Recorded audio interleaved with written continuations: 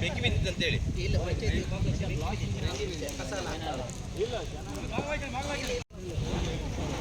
ಇನ್ನೊಂದು ಗೋಡನ್ ಹಿಡಿತಿದೆ.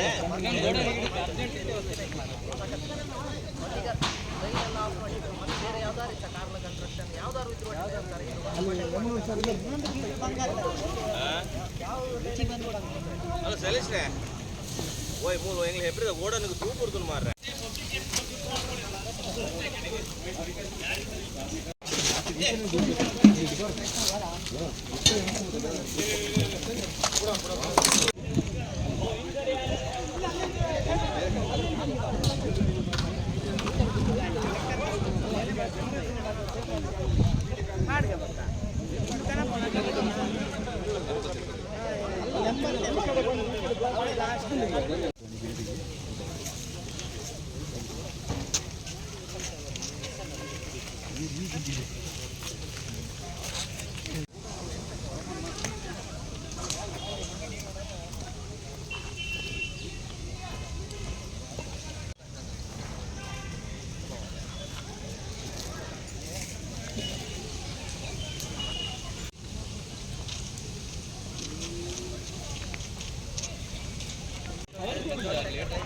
ಬೆಂಕಿ ಬಿದ್ದಿತ್ತು ಅಂತೇಳಿ ಇನ್ನೊಂದು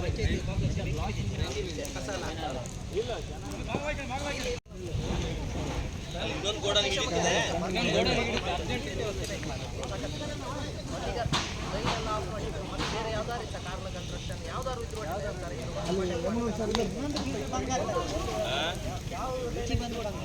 ಅಲ್ಲ ಸಲೀಸ್ರೆ ಓಯ್ ಮೂರು ಎಂಗ್ಳು ಹೆಬ್ರಿದ ಗೋಡನಿಗೆ ತೂ ಕೊಡ್ತು ಮಾರ್ರೆ.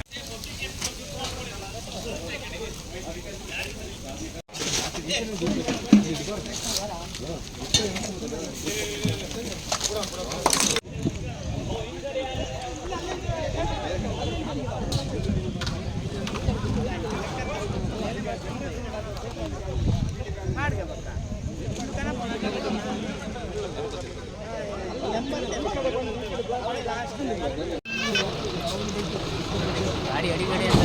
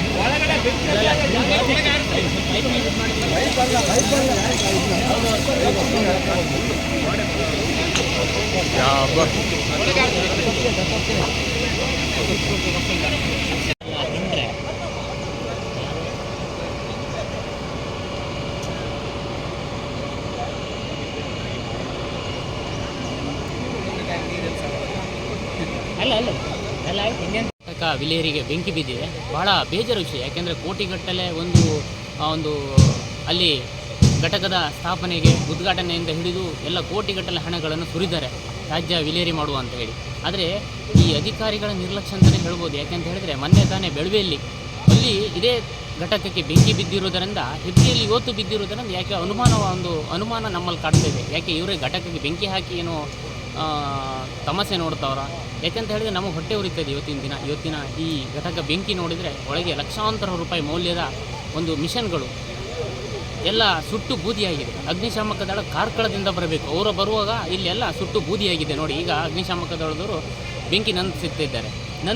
ನಂದಿಸಿ ಬಹಳ ಮಾತಾಡಲಿಕ್ಕೆ ಬೇಜಾರಾಗ್ತಾಯಿದೆ, ಬಾಯಿ ಇದಾಗ್ತಾ ಇಲ್ಲ. ಯಾಕೆಂದರೆ ಭಾಳ ನೋವಿನ ವಿಷಯ. ಯಾಕೆಂದರೆ ಒಂದು ಕೋಟ್ಯಾಂತರ ರೂಪಾಯಿ ವೆಚ್ಚದ ಕಾಮಗಾರಿಗಳು ಇವೆಲ್ಲ ಈ ಥರ ಒಂದು 4-5 ವರ್ಷದಿಂದ ಅಗ್ನಿಶಾಮಕ ದಳ ಬೇಕು ಅಂತ ಕಾರ್ಕಳ ಉಡುಪಿಯಿಂದ ಬರಬೇಕಾದ್ರೆ ಇಲ್ಲಿ ಸುಟ್ಟು ಬೂದಿಯಾಗುತ್ತದೆ. ನೋಡಿ ಇವತ್ತಿನ ಅವ್ಯವಸ್ಥೆಗಳ ಬಗ್ಗೆ ಎರಡು ಮಾತು.